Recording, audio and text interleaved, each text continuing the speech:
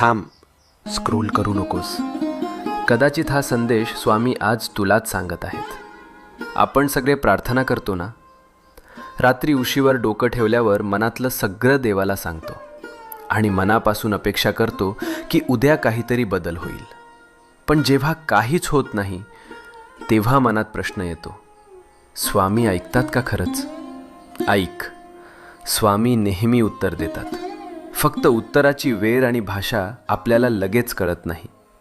जेव्हा काही आपल्या भल्यासाठी असतं तेव्हा स्वामी हो म्हणतात. जेव्हा ते आपल्याला दुखवणार असतं तेव्हा स्वामी नाही म्हणतात. आणि जेव्हा आपल्याला अजून थोडं मजबूत व्हायचं असतं तेव्हा स्वामी शांतपणे म्हणतात, थांब, योग्य वेळी देतो. म्हणून हार मानू नको.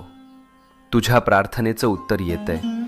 फक्त थोडा विश्वास, थोडा धीर, मनात शांतपणे